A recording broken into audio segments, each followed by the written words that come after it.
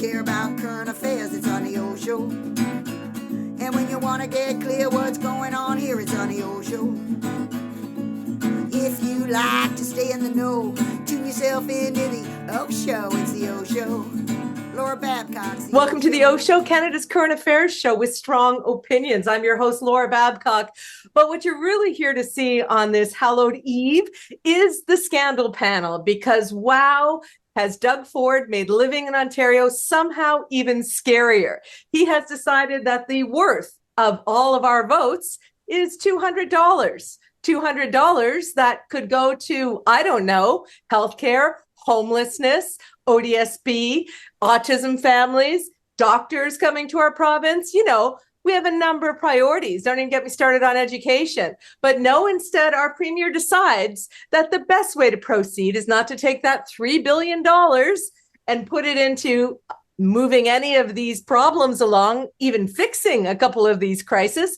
He's decided the best use of our tax dollars is to give it back to us in $200 checks in time for an early election. It doesn't get much more cynical or scary than that, in my opinion, but we're here to hear the opinions of the scandal panel. And I got to say, Keith Leslie, Veterans Queen's Park reporter, and Mark Cripps, you are fan favorites. Whenever I say you're coming up, people are like, yay, what time? So hopefully we'll have this up in time for everybody's trick-or-treating. I don't know if you're like me out there, audience, but on Halloween night when I'm stuck waiting for the doorbell to ring, I like to watch something interesting. So hopefully you'll watch the Oshow and subscribe on YouTube, or you can listen on anywhere you get your podcasts. Okay, guys, without further ado, boo, happy Halloween. And we just had the fall economic update statement. And so I'm going to go right to you, Keith, because you've covered a whole bunch of these over the years at Queen's Park. I mean, there are some top line items. There are some themes. You take it wherever you'd like to take it, my friend. Well, sadly, we're right back to, and you mentioned it right off the top, the $200 checks, regardless of what the government is doing here, and even regardless of the criticism of this $200 giveaway that's coming just before an expected snap election call in the spring, it still works. It gets people talking about it, and most people, not all by any long stretch, but most people are going to think $200, or if you've got a family of four, that's $800. That's some serious. That makes a big difference for a lot of people. On the other hand, they're not means testing this. It's just seems fiscally irresponsible to give 15 million people $200. I mean, if the assumption is that this kind of thing has to happen, well, how about we means test it and give the people that really need it $400 each? And, not give it to someone. Posted pictures of Drake with one of the $200 checks and Kevin O'Leary. And I know Galen Weston takes it on the chin a lot. These are the kind of people that, why on earth, they're not even going to notice this $200. Yet for other people, it would make a significant impact. But politically, regardless of what else comes out of the fall economic statement yesterday, the mini budget, as it were, that's what people are going to take away, that there's $200 coming their way. And for each of their children under 18 that are, this is, as I say, for an awful lot of people, that's some really solid news. So as much as we call it crass politicking, it probably is very effective politicking as well, especially ahead of these guys trying to call or expected to call a snap election. Also in there yesterday, we saw the size of the provincial debt is just, quite frankly, stunning. I mean, $429 billion. And this government, the PC, fiscally responsible, conservative government, has, quote Mark, thanks, Mark, added $106 billion to that debt. Not the debt, the debt. This, we're now paying $12.7 billion a year in interest rates, just interest cost on those on this debt. And, we could have taken some of that, as opposed to the giveaway, perhaps applied it to the deficit. So instead of coming in at $6 billion, which is, they say, down almost 3 and 3.5, they could have had it down to 3. They're projecting next year. I know it's too many numbers, and we hate all the numbers in these kinds of things, but I'll keep it to a minimum. Next year, they're projecting a deficit of $1.5 billion. And what's the reserve fund for next? Oh, heck, it's $1.5 billion. So do we think that the spring budget that's going to come after these $200 checks are sent out to everybody is going to come in as balanced, have a couple of other real, taxpayer-friendly goodies inside it, and boom, that spring budget is the PC election platform, even though it's a year ahead of schedule. The other thing, and again, I won't show up all the time with this, but we learned yesterday as well, more of the cost of privatizing liquor sales, putting beer and wine into the corner stores. And of course, today, effective today, it expands to the big box. Costco and those people are all involved in it as of today. But in addition to the $225 million that they paid to break the beer store contract a year early, could have waited just a year and had that without spending that $250 million. There's another 179 million in rebates of LCBO fees to the beer store and others, and a 10% discount for the new wholesalers that are going to get involved. And we see that the LCBO is going to lose $540 million over the next 2 years in lost revenues, expected revenues that were forecast. So all of a sudden, there's some meat to that Liberal claim of $1 billion booze boondoggle or whatever they're trying to get across.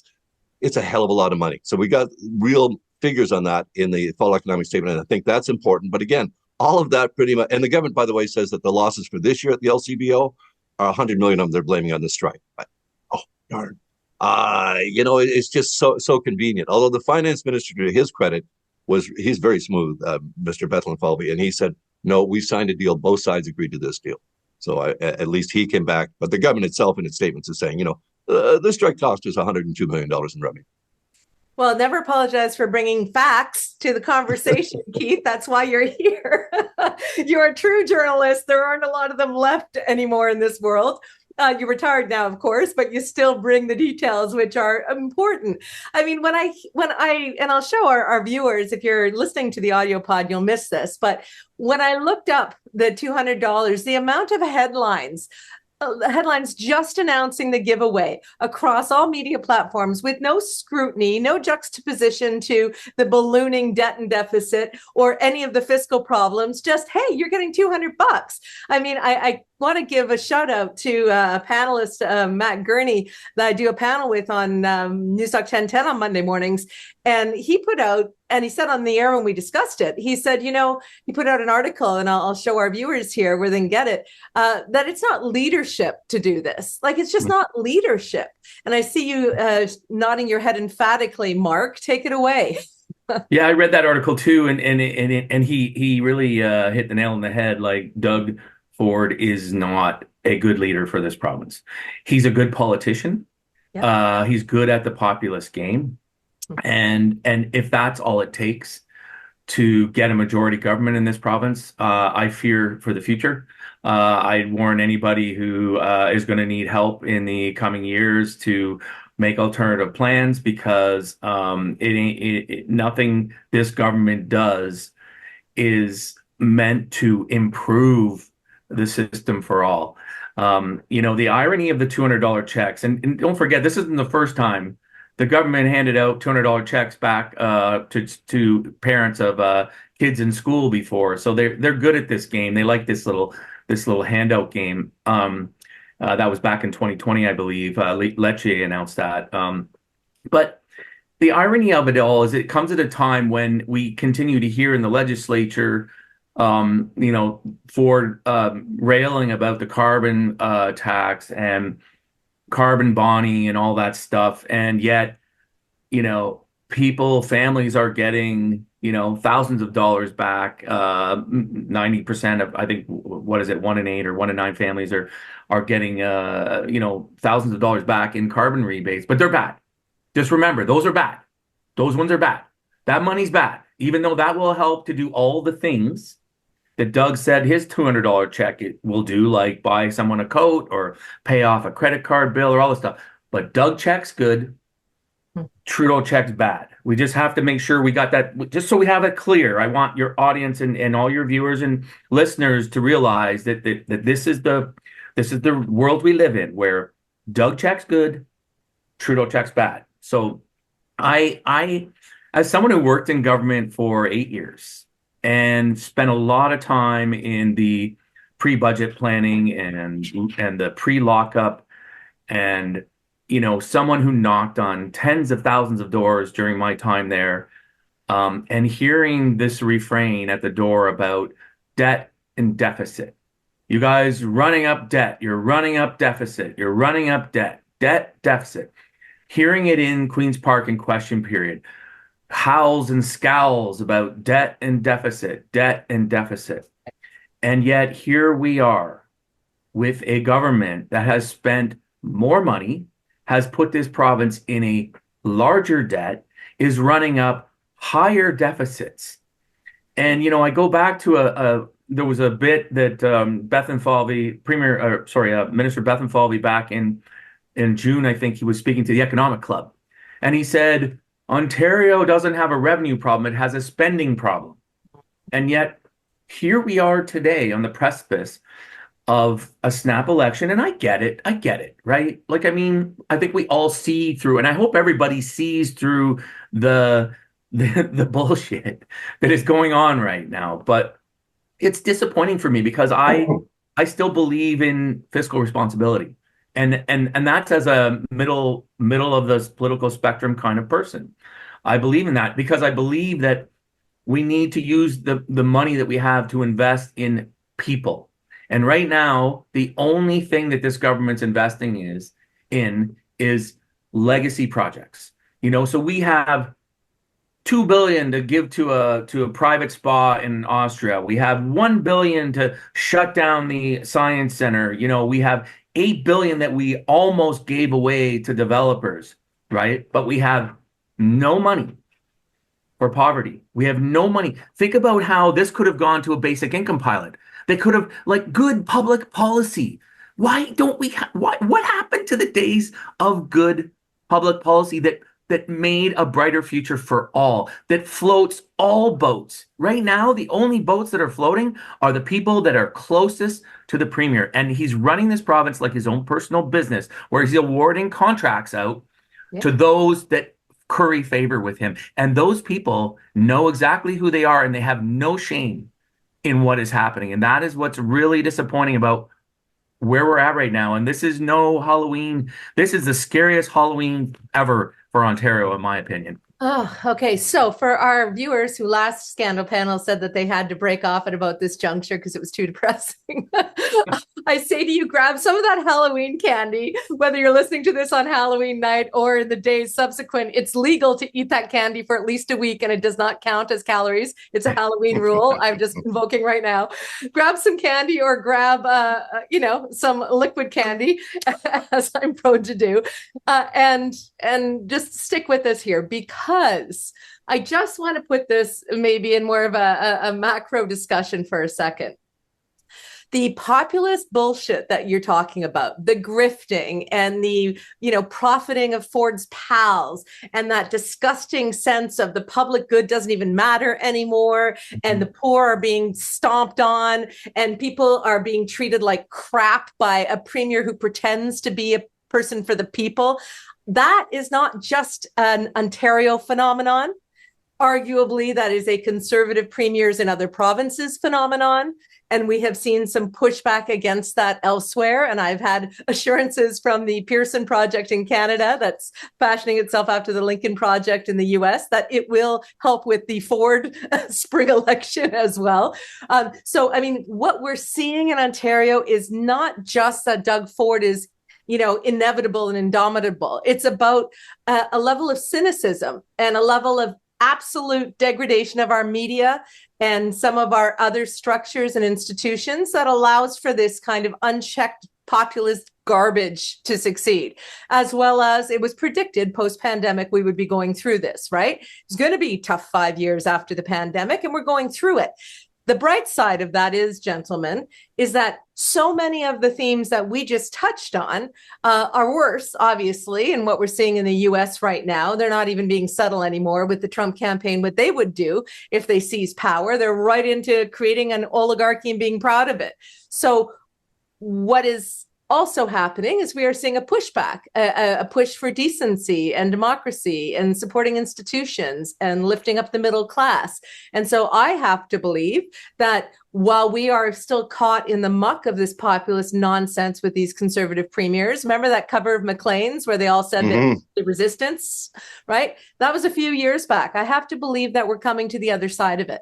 I have to believe that. And I have to believe that the passion we're seeing in these last days around the Kamala Harris-Walz campaign is indicative of that. They're sick of it. And we are affected deeply by US politics. Doug Ford is a fan of Donald Trump. He fashions himself after it. So I just want our listeners to know on this very scary evening that I do see some hope. I really see some hope. I think we're a few years behind the US. I think we're going to go through some shit as a country. We're going to have to deal with Poilievre and Maple Mega and all that other crap. And we talked about that. I talked about it with a top US strategist on the Oshow last week. There is a way. There is a way. Matthew Dowd said, get on it early, often, learn from our neighbors. So there is a way to fight back against Ford. Keith, we don't have to just sit here and accept that all the priorities we thought were important, taking care of schools and hospitals and other people who have less than we do, and kids that need special support services, and the environment and all those things that we thought mattered are still important. They're hugely important. Yeah. A large part of the problem now is the media has been decimated. The cuts to the media are such that, and I'm going to take us back to those damn $200 checks.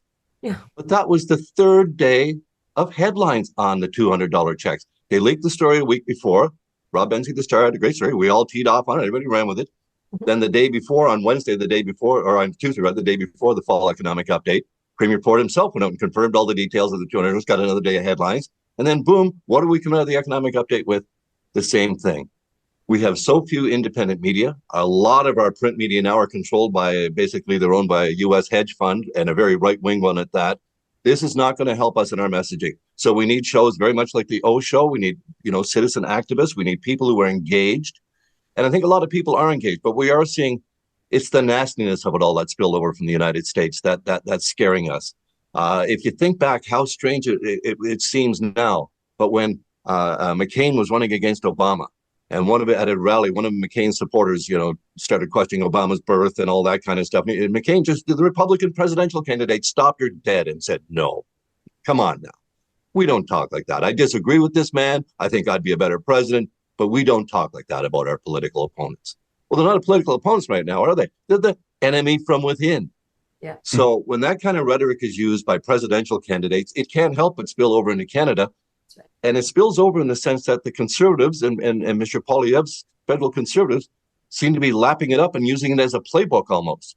Mm-hmm. It's a country that's torn apart. We're all unhappy. We've lost our freedoms. I still don't know what freedoms I've lost, for Christ's sakes.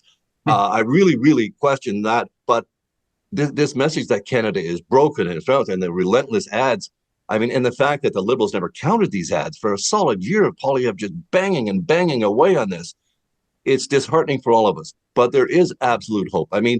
Doug Ford, he brings in a record, was it $218 billion program spending plan, $218 billion, and homelessness barely gets mentioned. Yep. And let's say that $3 billion, we could have some pallet shelters, something for people.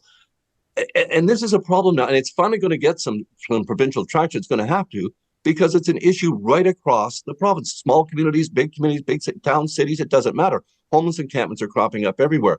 The big city mayors of Ontario have written Premier Ford and said, come on, give us one minister, because it crosses like 10 different provincial ministries, from justice to community service health. Give us one minister that's a point person on that. Nothing, no response to that at all. But they're going to use the notwithstanding clause. They're going to bring that out. Oh, but even Ford, he came back to the mayors. He wants the mayors to say, you give me, you all take votes and give me confirmation that you want me, the province, to use the notwithstanding clause to go in and evict these people from these encampments. Well, if you think that's what should be done, show some leadership. Stand up and do. No. He wants every mayor in the province to sort of, have a council pass a resolution and have this is your solution to the homeless crisis. Well, listen, you're going to use a notwithstanding clause. When he tried to invoke the notwithstanding clause with the education workers, not only did everyone fight back, but unions across the country fought back and stopped him, right? So he knows that it's public sector unions. Public sector unions. Public sector, yeah. We have split the union movement now. He's got the private sector unions are on his side, a good chunk of them anyway. Yeah, I'm talking about the ones that are still fighting the cause for the working man, okay, and woman and family. I'm talking about those, okay? They got together across the country in solidarity and stopped him. So he knows that trying to invoke that again, to your point, he's trying to offload the accountability to the mayors. And there's one city councillor I'm going to call out, John Paul Danko, who's all up in that. You know what? People of Ontario don't support the idea of just continuing to kick around homeless people. This premier has not only shut safe consumption consumption sites, which put 22,000 Ontarians at risk this winter of overdose death, right? Because that was a place where they would get saved and get a step towards getting help in their life. So those are shut down. We're waiting for this Heart Hub model to materialize at some point. But there's already been great risks taken to that population with that decision to shut the safe consumption sites. And now we have the Premier talking about using the notwithstanding clause to drive people out of parks. You know, why are people in parks? Because it's in part warmer on grass than concrete. There's shelter from trees that you don't get in doorways or on street corners the same way that you can get, and they can create communities where they are safer together than they are alone. When you think, I often think about when people first settled the West, for instance, they didn't build their houses far away if they could work together, right? These are how towns are created and communities are structured. You share, you support, you help each other through the terrible times. I mean, as a province, this Premier, Doug Ford, is doing everything he can to make it harder for the people who have the least, to make it harder for the most vulnerable, to hurt our seniors in long-term care, to hurt people who are sick and in the hospital, to hurt people who are homeless. This Premier is literally fixated on profiting his wealthy private sector pals at the expense of the people of Ontario. And this $200 check is a slap in the face to every person of good conscience in this province. Not only do many of us not need it compared to the needs of our fellow neighbors, so it should at least be means tested, but it's saying to us, you're worth $200 and a big old laugh. And everybody else that you care about, fuck them.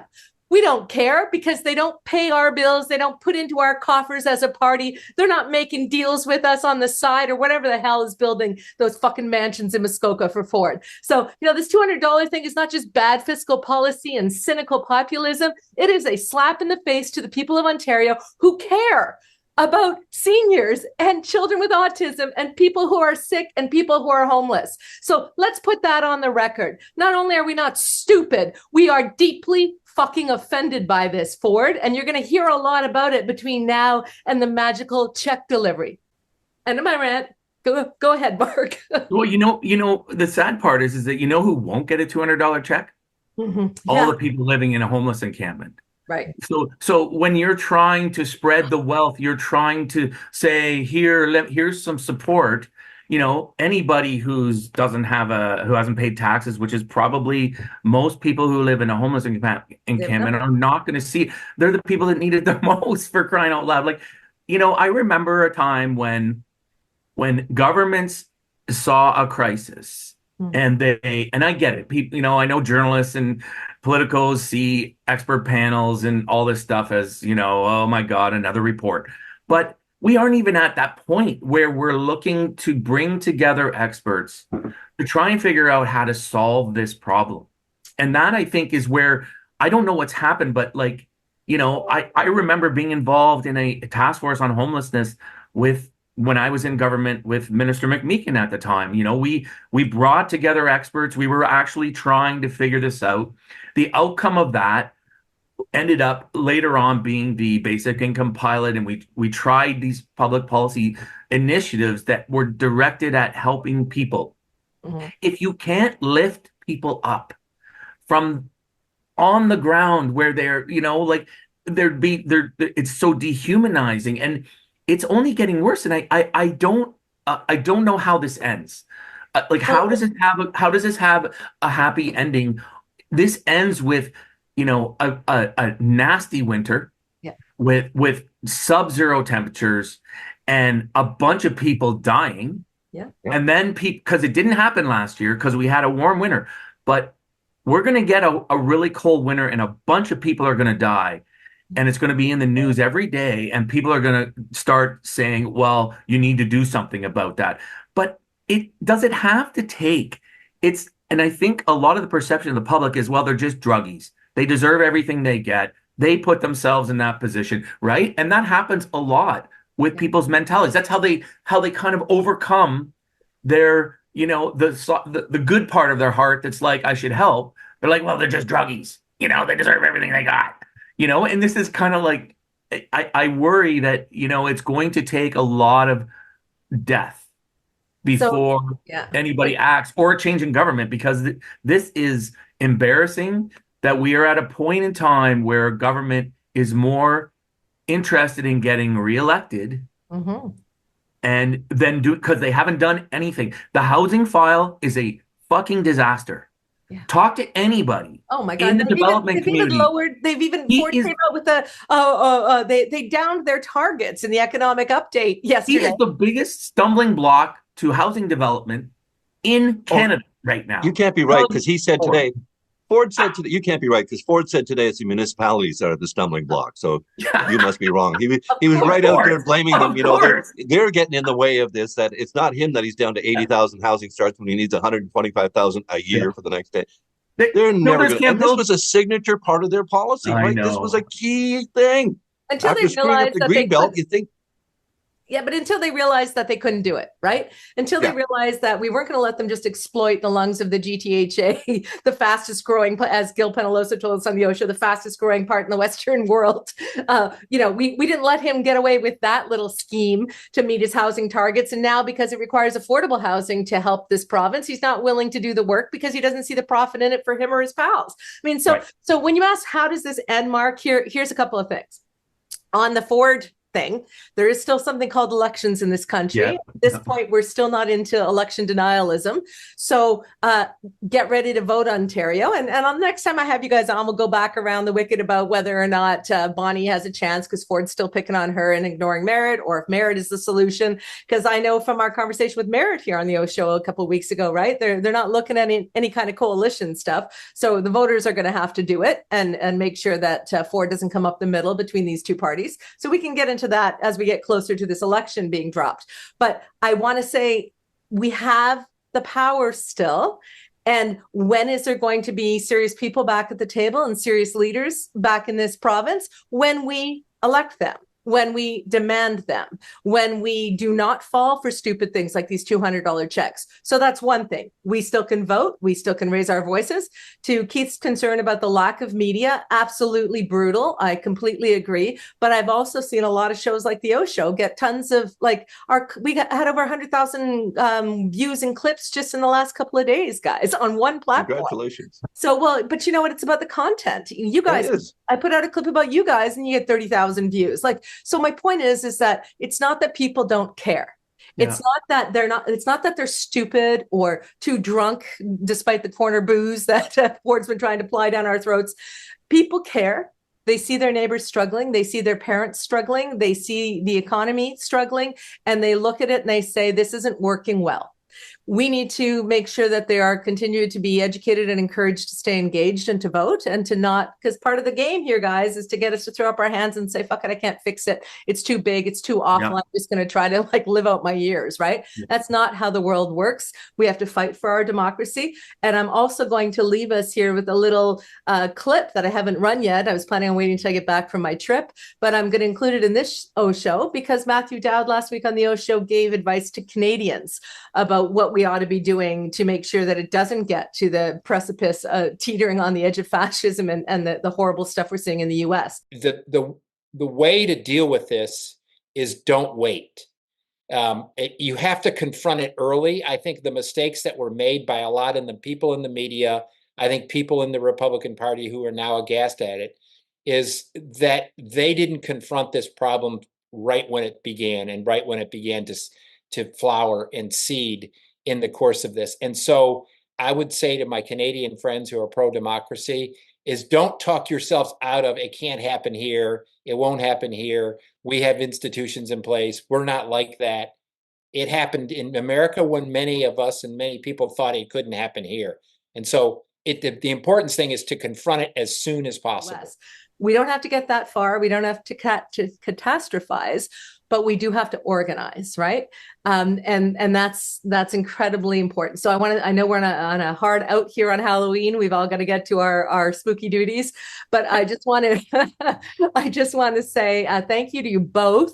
And when I get back from a family wedding down south and the U.S. election, we will have you back on to keep up the conversation. And I'm glad we touched on the federal conversation as well, because it's tied, right? We saw a Liberal victory on the East Coast against Conservatives. We saw the NDP just narrowly beat the Conservatives out west. We saw Saskatchewan go for a 5th term of Conservatism, but made them work for it.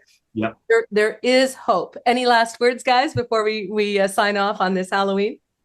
Well, on your hopeful front and going future, I just wanted to say, I think even though the Liberals and the NDP are not going to cooperate and, just not run candidates against each other in ridings, they do need to cooperate and pick one or two key issues that this government needs to be hammered on every single day.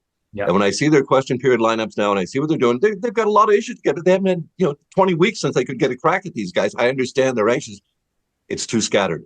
Get focused. That's where you're going to get people on side. Get provincial-wide issues, the healthcare, the hallway medicine. There's so many things that could be taken on, serious issues by both. Or maybe each one decide, okay, we're taking the healthcare, you take whatever, and go on them and hammer them daily. And that way, voters can judge, okay, this issue is really of concern to us. So they can still run candidates opposite each other, but they can pick issues that are going to hurt this government and not be so scattered in their approach. If we're going to have a snap election in the spring, they need to focus now and get people's attention now as to the issues that people really think about. And I think it can be done, absolutely. But now's the time. No more waiting. Excellent. Yeah. I'm going to clip that when I get back from my trip. That's excellent advice, Steve. And last word from you, Mark? Yeah, I'll leave with a bit of hope, Laura, because I know I tend to be a little down and depressed, but about the situation. But I strongly believe that the voters of this province are very savvy and smart. Yeah. They will render their judgment when the time is right. Life is busy. People are going in 15 different directions and often don't have the time to focus on politics per se. But election periods are wonderful opportunities to, get the job done. And I believe that the voters of this province are ready to get the job done. Whenever this snap election is called in the spring, I have hope that there will be some judgment rendered on this Ford government. I think so. And speaking of that, I can't let it go unspoken. You mentioned Ted McMeekin and the good work he did when he was in Liberal cabinet. He also was one of the people who opposed the affordable housing in Hamilton, much to my great chagrin. So I want to make sure that stays part of his legacy. I don't know what happened there, but we will have another very popular Oshow guest on, Graham Crawford, coming up before too long, folks. I promise I won't end this year without having Graham back on the podcast. So we'll cover all of that as well. Thank you both so much, Keith, Leslie, Mark Cripps, our Oshow Scandal panel. And for all of you who are listening and watching and sharing the pod, I've heard a lot of you are telling your friends and family about it. Listen, we're here to protect democracy, to protect the kind of Canadian and Ontario and local values that we've all espoused. I think all good people espouse. Let's take care of the economy and of each other and be safe out there on the streets for all the little kids and all their little costumes. And please get through the US election. Deep breaths. I recommend running the mountain stairs if you're local. It helps me every day. Okay, we'll see you guys on the other side of the US election. Take care, guys. Thank you. When you care about current affairs, it's on the Oshow. And when you want to get clear what's going on here, it's on the Oshow. If you like to stay in the know, tune yourself into the Oshow. It's the Oshow. Laura Babcock's the Oshow. With a lot of great guests, she puts them to the test on the Oshow. There's no doubt they'll be calling them out on the Oshow. Stand for something or fall for it all. Ontario, hear the call of the Oshow. It's a podcast, the Oshow. Laura Babcock's the Oshow. Stay informed with the Oshow, Oshow.